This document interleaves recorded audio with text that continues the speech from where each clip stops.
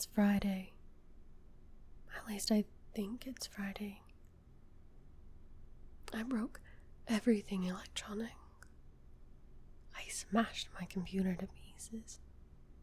Every single thing on there could have been accessed by network access, or worse, altered. I'm a programmer, I know. Every little piece of information I gave out since this started. My name, my email, my location. None of it came back from outside until I gave it out. I've been going over and over what I wrote. I've been pacing back and forth, alternating between stark terror and overpowering disbelief.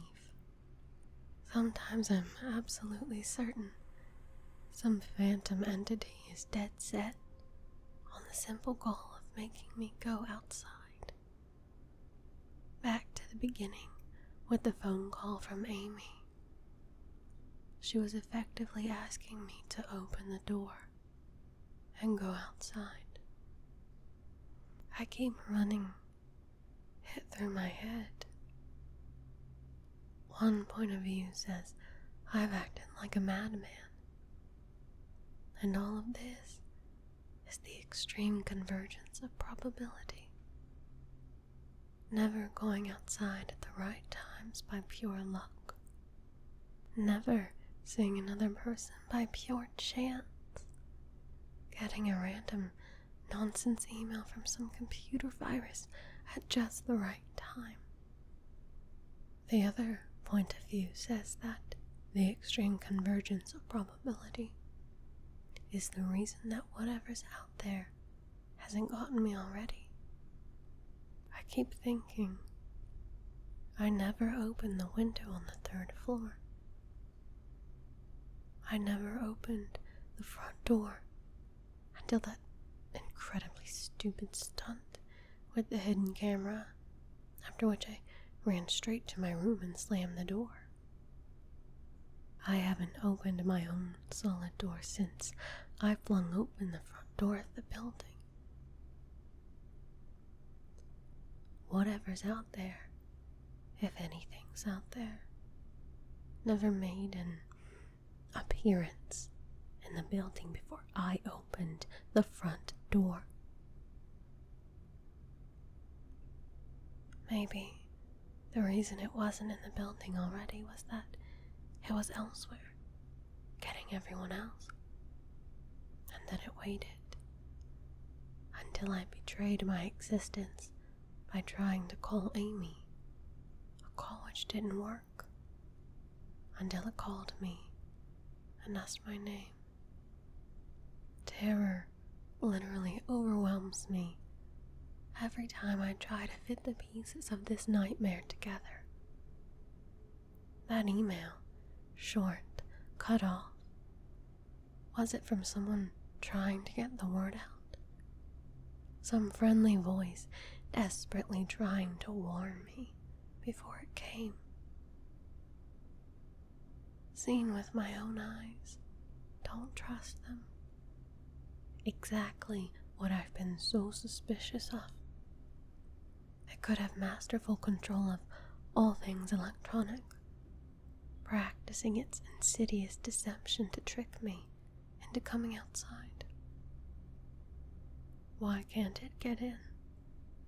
It knocked on the door. It must have some solid presence.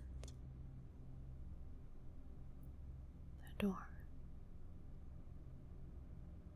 The image of those doors in the upper hallway, as guardian monoliths, flashes back in my mind every time I trace this path of thoughts. If there is some phantom entity trying to get me to go outside, maybe it can't get through the doors. I keep thinking back over all the books I've read or movies I've seen, trying to generate some explanation for this.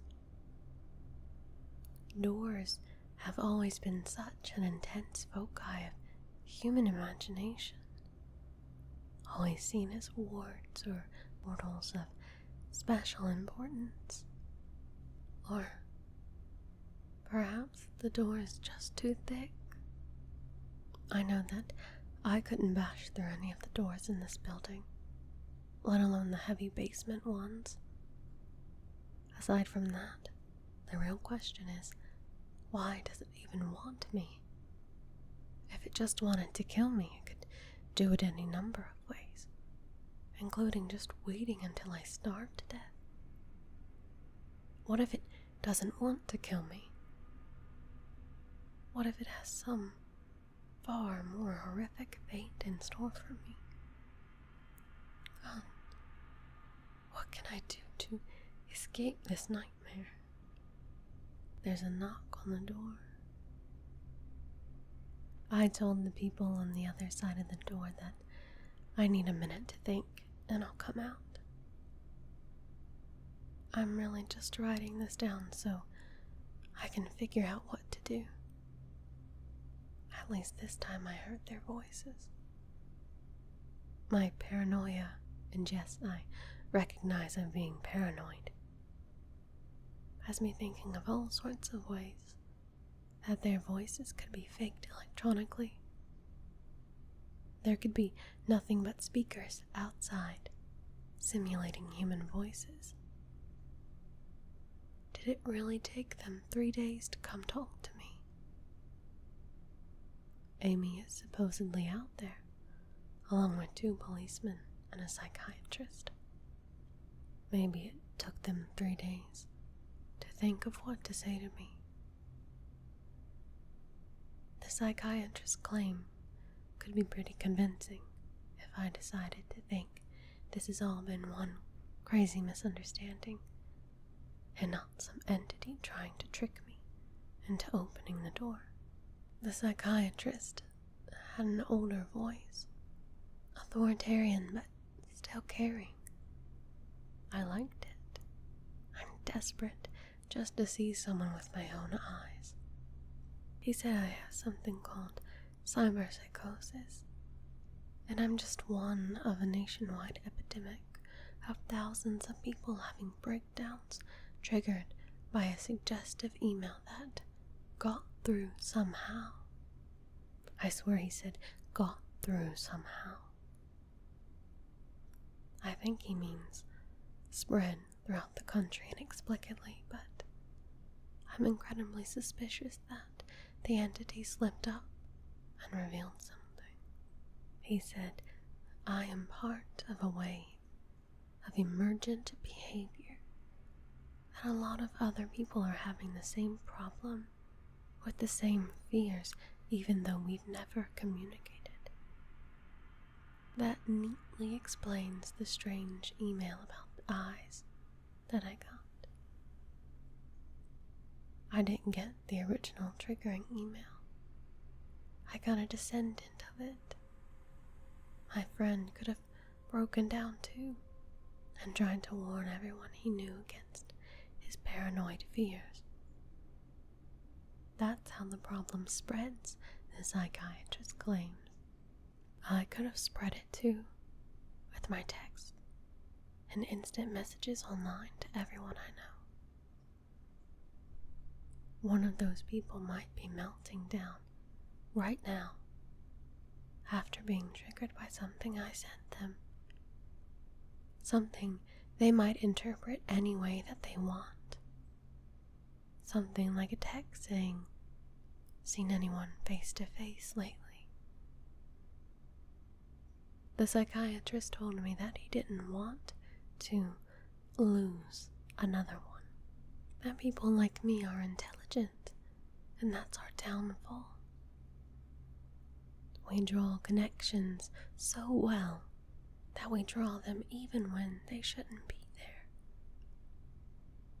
He said it's easy to get caught up in paranoia in our fast-paced world, a constantly changing place where more and more of our interaction is simulated. I have to give him one thing. It's a great explanation. It neatly explains everything. It perfectly explains everything, in fact. I have every reason to shake off this nightmarish fear that something or consciousness or being out there wants me to open the door so it can capture me for some horrible fate worse than death. It would be foolish, after hearing that explanation, to stay in here until I starve to death, just to spite the entity that might have gotten everyone else.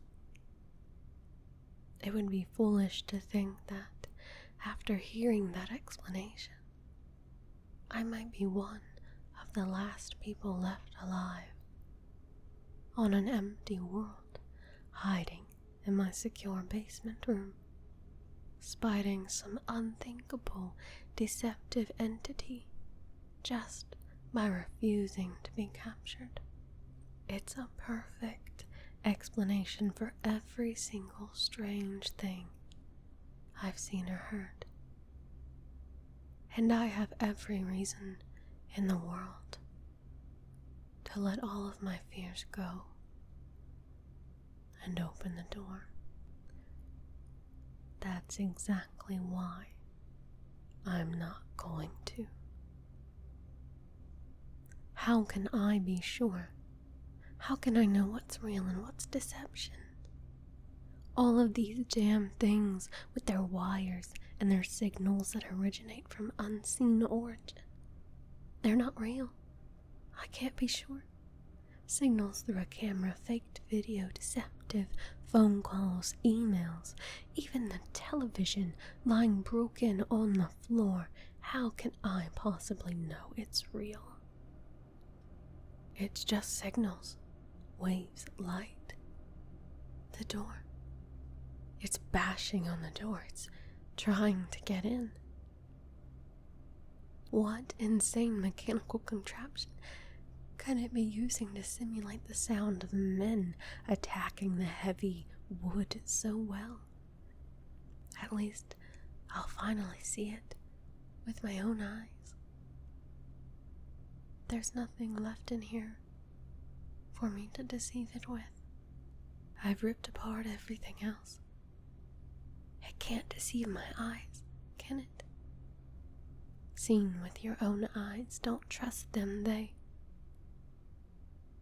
Wait. Was that desperate message telling me to trust my eyes? Or warning me about my eyes, too?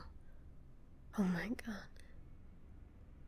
What's the difference between a camera and my eyes? They both turn light into electrical signals. They're the same. I can't be deceived. I have to be sure. I have to be sure.